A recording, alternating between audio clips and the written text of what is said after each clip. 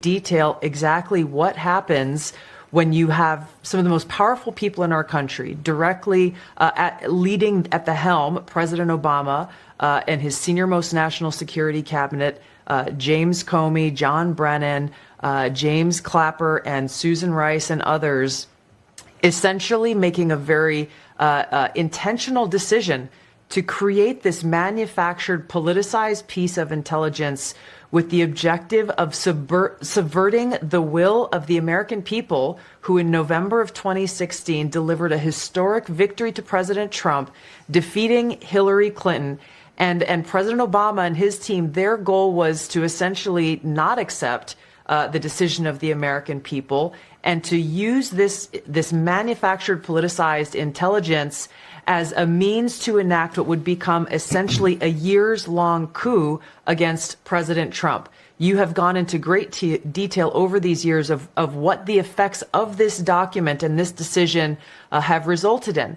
Obviously, a years-long Mueller investigation that cost taxpayers almost $40 million, 2 congressional impeachments, endless smears and attacks against not only President Trump, but his family. He had senior members of his team who were investigated, some arrested and jailed.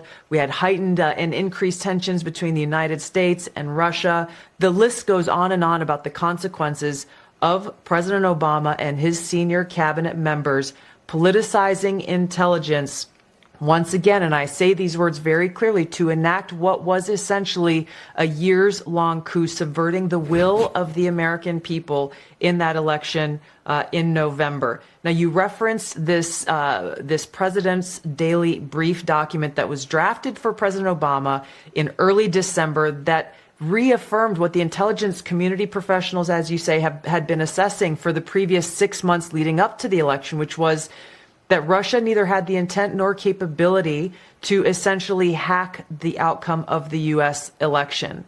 As you said, President Obama's political appointees pulled that document before it could be published, and it has not been published until we released it today.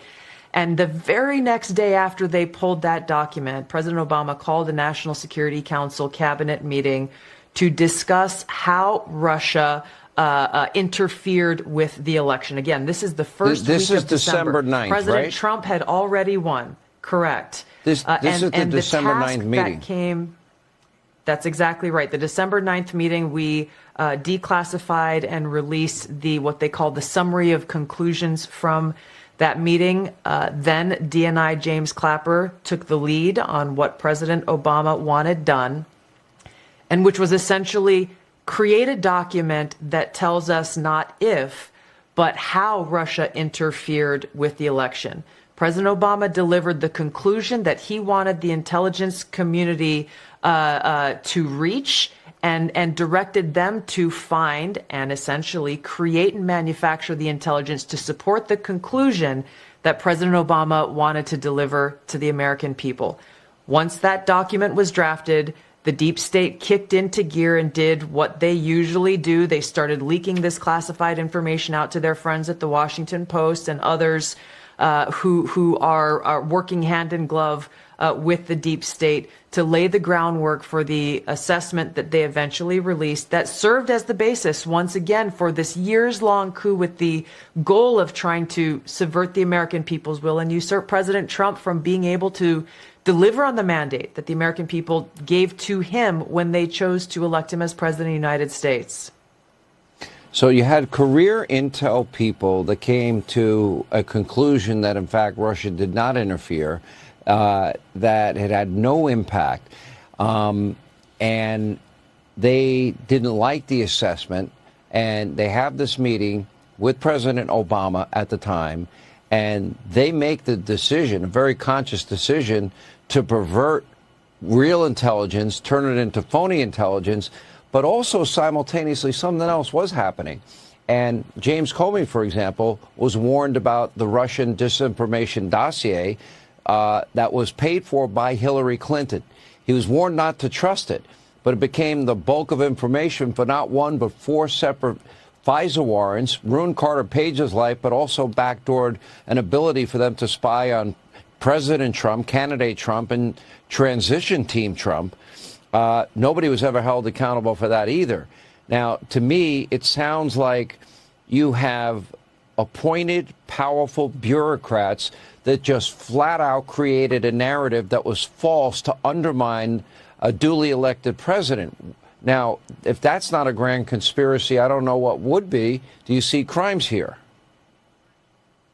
I do, Sean, and I'm referring all of these documents that we have found and uncovered, referring them to the Department of Justice for further investigation.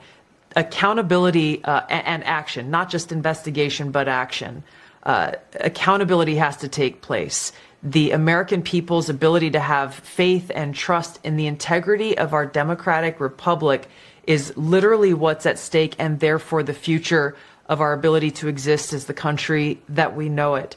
This accountability is critical to make sure that this never happens again. Exposing the truth and naming those who are responsible should drive that accountability that has to take place. I just want to mention quickly, Sean, you mentioned the Steele dossier. That plays a critical role in these documents that we released, specifically because James Clapper, James Comey, John Brennan, they all knew that the Steele dossier was discredited at this point. It's not something any intelligence professional looked to as something that could be referenced or should be referenced in any intelligence assessment whatsoever. I know that there were professionals who were told include the Steele dossier in this January Obama-directed manufactured piece of intelligence, and they protested to people like John Brennan and James Clapper. They were shocked that it would even be considered. The Steele dossier was used in this manufactured assessment that President Obama directed be created, along with many other pieces of intelligence that the intelligence community itself, for months leading up to the election, said this is not credible and should not be used at all.